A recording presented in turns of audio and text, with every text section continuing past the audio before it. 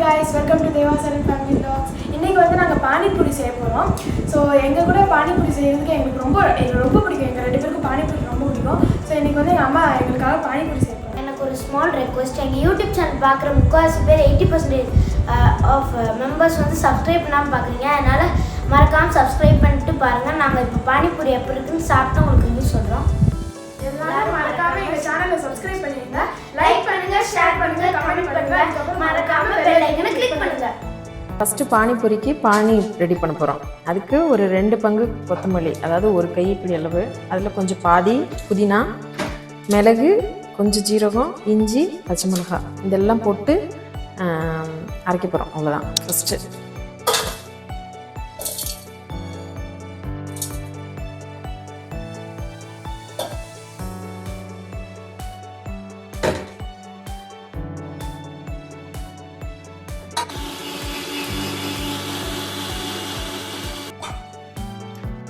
இப்போ வந்து இதில் வந்து ஒரு 2 மடங்கு தண்ணி ஊற்றிக்கணும். நமக்கு எவ்வளோ பானி தேவையோ அவ்வளோ தண்ணி ஊற்றிக்கணும்.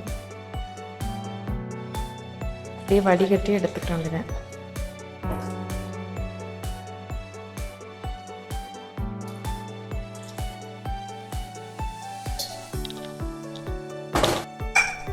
கொஞ்சமாக சாட் மசாலா போட்டுக்கிறோம், உப்பு. இப்போ இதில் போதும்னா ஓகே, இல்லைன்னா இன்னும் கொஞ்சம் தண்ணி ஊற்றிக்கலாம். கொஞ்சம் புதினா ஸ்மெல் ஹெவியாக இருந்துச்சுன்னா கொஞ்சம் தண்ணி ஊற்றிக்கலாம் நம்ம எக்ஸ்ட்ரா.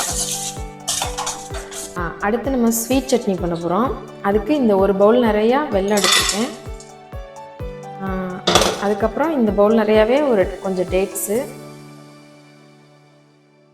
கொஞ்சம் புளி, இதெல்லாம் போட்டு நல்லா ஒரு கப்பு தண்ணி ஊற்றி இதை வேக வைக்கணும். இது கூட ஒரு 1/2 ஸ்பூன் மிளகாத்தூள், அப்படியே வெந்தா மசிஞ்சு வர அளவுக்கு வேகணும். கொஞ்சமாக சால்ட்,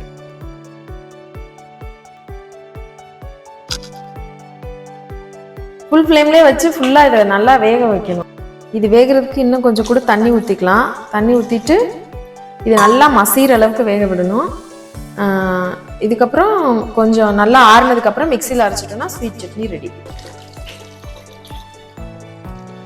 இது இப்போ வந்து நல்லா மசிகிற அளவுக்கு வெந்துருச்சு. இதை கொஞ்சம் ஆற வச்சுட்டு அப்படியே மிக்சியில் போட்டு சட்னியாக பேஸ்ட் மாதிரி அரைச்சிடணும். நல்லா முடிஞ்சு ஸ்வீட் சட்னி ரெடி. அடுத்து பானிபூரிக்குள்ளே வைக்கிறதுக்கு ஸ்டஃபிங் உருளைக்கிழங்கு ரெடி பண்ண போகிறோம். ஒரு 2 உருளைக்கிழங்கு, அதை நல்லா மசிச்சுக்கணும் ஃபஸ்ட்டு. இந்த உருளைக்கிழங்கு கொஞ்சம் கல் மாதிரி இருக்கிற கிழங்குலாம் வாங்கினீங்கன்னா கொஞ்சம் நல்லா இருக்காது, பசங்க சாப்பிட மாட்டாங்க. அதனால் கரெக்ட் நல்ல உருளைக்கிழங்கா பார்த்து வாங்கி யூஸ் பண்ணுங்க.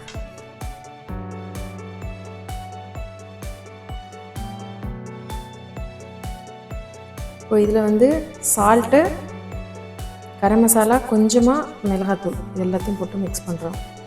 உங்களுக்கு எவ்வளோ தேவையோ அதுக்கேற்ற மாதிரி போட்டுக்கோங்க. காரம் கம்மியாக வேணும்னா காரம் கம்மியாக போட்டுக்கோங்க. அதுக்கப்புறம் ஆனியன் கொஞ்சம், இதில் கொத்தமல்லியும் போடலாம். பட் என் பசங்களுக்கு கொத்தமல்லி பிடிக்காது, அதனால நான் கொத்தமல்லி பச்சையாக போடலை.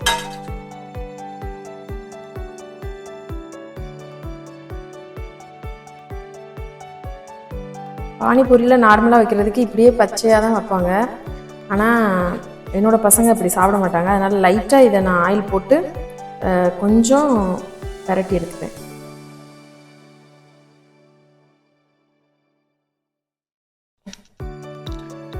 பரட்டி காஞ்சோன்னு கொஞ்சம் ஆயில் விட்டுட்டு, கொஞ்சமாக போதும்.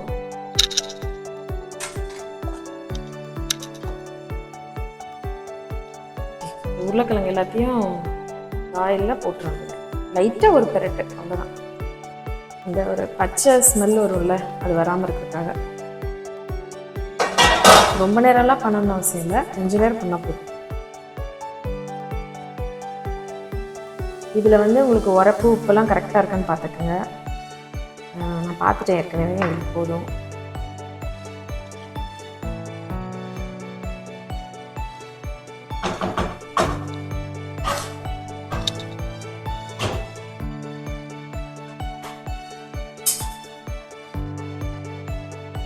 கொஞ்ச நேரம் போதும்னு சொன்னேன்ல, இந்த மாதிரி லைட்டாக ஒரு ப்ரௌன் கலரில் வரும்ல, அந்த மாதிரி வந்துச்சுன்னா போதும், அவ்வளோதான்.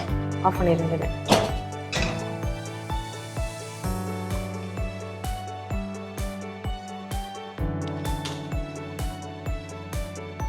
எண்ணெய் ஊற்றி காஞ்சிருச்சு எண்ணெய். இப்போ வந்து நம்ம ரெடிமேடு பானிபூரி தான் வாங்கியிருக்கோம், அதுதான் நம்ம எடுக்கணும்.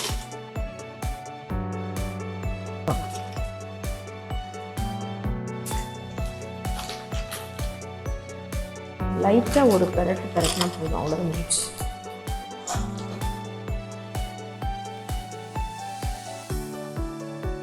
ஒரு சில பூரிஸ் மட்டும் இந்த மாதிரி வராது.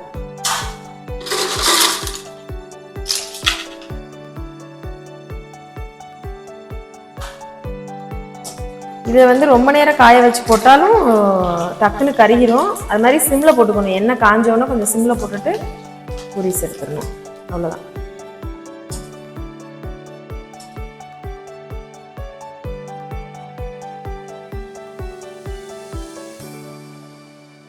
பார்க்கவே அழகா இருக்குல்ல. எல்லாமே ரெடி ஆயிடுச்சு. இப்போ வந்து நாங்கள் சாப்பிட போகிறோம். நானும் கிருத்திகை எப்படி இருக்குன்னு பார்த்து இதை டேஸ்ட் பண்ணி சொல்ல போகிறோம், உங்ககிட்ட ரிவ்யூ கொடுக்குறோம்.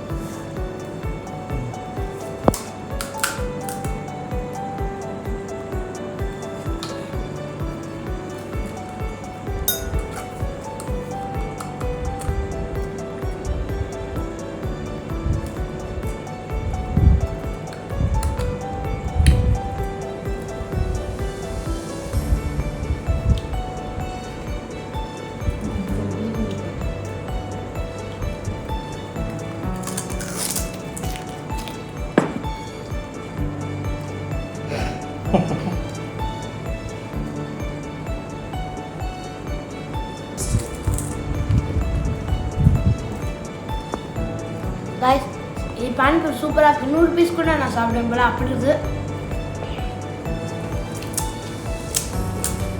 சூப்பராக இருக்குது பானிபூரி.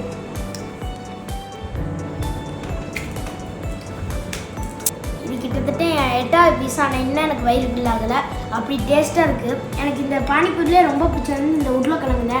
அள்ளி அள்ளி வச்சுக்கிறேன். சூப்பராக இருக்குது டேஸ்ட்டு. பாருங்களேன்.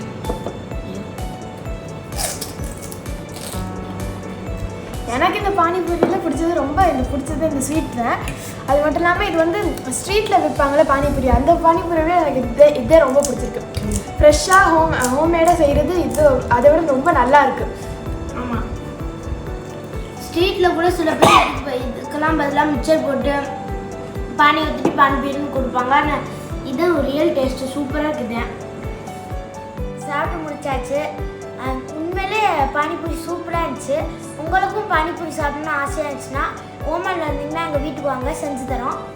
பானிபூரி சூப்பராக இருந்துச்சு, ரொம்ப டேஸ்டியாக இருந்துச்சு, ரொம்ப ஃப்ரெஷ்ஷாக எல்லா காய்கறியும் கட் பண்ணி அம்மா வந்து காய்கறி பானிபூரி நினைக்கிறமா இல்லையா? எக்ஸ்ட்ரா பிடிக்காமா என்ன ரொம்ப வரணும் கொடுத்த காசுக்கு கூட போகுது பயவில். பானிபூரி சாப்பிட்டு முடிச்சிட்டோம். பானிபூரி சூப்பராக இருந்துச்சு டேஸ்ட்டு. இந்த மாதிரி உங்களுக்கு பானிபூரி வேணும்னா மறக்காமல் கமெண்ட் பண்ணுங்கள். நீங்கள் ஓமனில் இருந்தீங்கன்னா வந்து எங்கள் கூட சேர்ந்து சாப்பிடலாம். மறக்காமல் லைக் பண்ணிவிட்டு ஷேர் பண்ணிவிட்டு சப்ஸ்கிரைப் பண்ணிடுங்க. மறக்காமல் பெல் ஐக்கான்